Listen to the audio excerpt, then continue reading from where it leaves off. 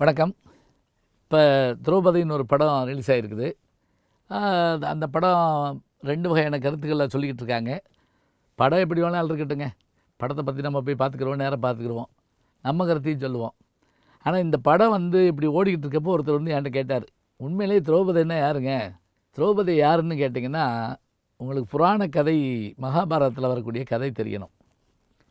துருபதன் என்ற ஒரு மன்னன் அந்த திரௌபதி நாட்டை ஆண்டு வந்தபோது அவருடைய வகுப்பு தோழராக இருந்தவர் யாருன்னு கேட்டால் துரோணர். அதாவது கௌரவர்கள் பாண்டவர்களுக்கு நண்பராக இருந்தவர். இந்த 2 பேரும் ஒன்றா படித்தாங்க. எப்படி கண்ணனும் குசேலனும் படித்தாங்களோ அது மாதிரி படித்தாங்க. அப்போ இந்த ஃப்ரெண்ட்ஸுக்குள்ளே பேசிக்கிற மாதிரி அவர் சொன்னாராம், நான் பின்னாடி ராஜா ஆகிட்டா உனக்கு ராஜ்யத்தில் பாதி தர்றேன் அப்படின்னு துரோணர்கிட்ட சொன்னாராம்.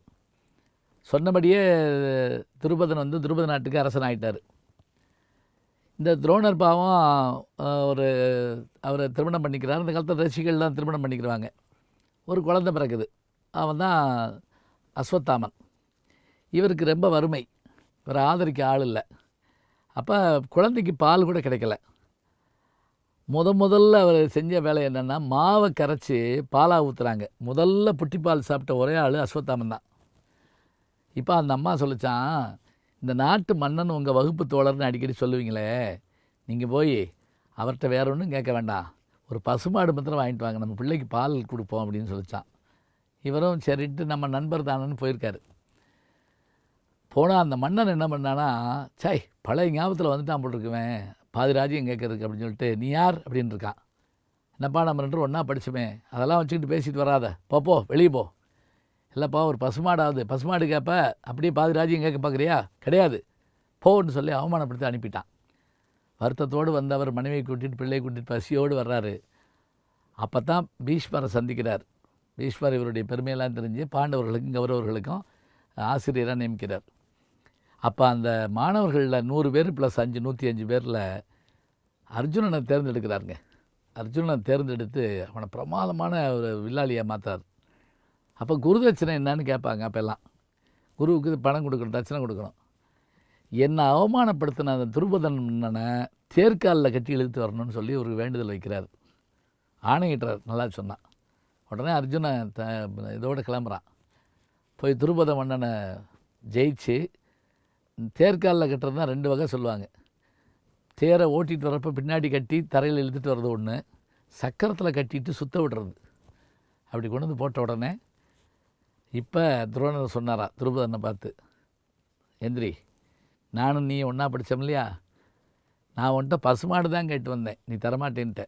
இப்போ உன் ராஜ்யம் என் ராஜ்யம், நான் நினச்சா உன்னை என்ன செய்யலாம், ஆனால் நான் ஒன்றும் செய்ய மாட்டேன், உன் ராஜ்யத்தை திருப்பி கொடுக்குறேன், ஆணவமாக நடக்காத போ அப்படின்னு அனுப்பி விட்டாரான்.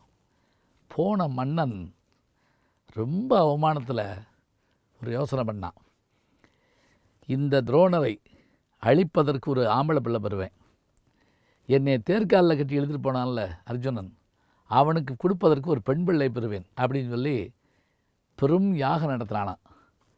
அந்த யாகத்திலிருந்து வந்த ஆண்மகன்தான் திஷ்டத்யுமன்.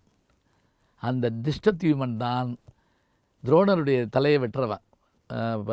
போர்க்களத்தில் நீங்கள் பார்க்கலாம். சரி, உள்ளிருந்து வந்தவ தான் திரௌபதி, நெருப்பில் இருந்து தோன்றியவள். தீப்பாஞ்சி அம்மன் நம்ம சொல்கிறோமே, அவள் உள்ளேருந்து கிளம்பி வர்றா. திரௌபதி அம்மன் கோயில்னு எல்லா இடத்துலையும் இருக்கும். அந்த ஊர்லாண்டில் பூரா நீங்கள் பார்த்திங்கன்னா பூக்குழி இறங்குவாங்க. ஏன்னா அவள் நெருப்பு வடிவம். அப்படி உள்ளேருந்து வந்த அந்த பெண்ணு தான். அவளை திருமணம் பண்ணுறதா இருந்தால் போட்டிகள்லாம் வச்சு அதில் அர்ஜுனன் ஜெயிக்கிறான். அந்த திரௌபதி தான் பாண்டவர்களுடைய மனைவியாக இருக்கிறாள். அத்தனை கொடுமைகளையும் தாங்கிக்கிறாள். அந்த திரௌபதி தான் பாண்டவர்கள் கௌரவர்களுடைய சபையில் துயிலுரியப்படுறா. கிருஷ்ண பரமாத்மா காப்பாற்றுறாரு. இந்த கூந்தலை நான் மொழிய மாட்டேன், தொடையில் உட்காருன்னு சொன்ன அந்த துரியோதனுடைய தொலையை பிளந்து அந்த ரத்தத்தை எடுத்து ஷாம்பு மாதிரி தலையில் தேய்ச்சிட்டு தான் நான் தலையை முடிவேன்னு சொல்லி சபதம் போடுறா. அதான் பாஞ்சாலி சபதம். ஆக சீதை மண்ணிலே தோன்றியவள் என்றால் திரௌபதி நெருப்பிலே தோன்றியவள். பொண்ணு தீயா இருக்குது அப்படின்னு நம்ம சொல்கிறோம்ல, தீயிலேயே தோன்றிய ஒரு உருவம்தான் திரௌபதி என்றால். பாரத போர் மிக பிரம்மாண்டமாக நடக்க காரணமாக இருந்தவள் அந்த பெண்மணி தான் என்று நாம் பார்க்கிறோம்.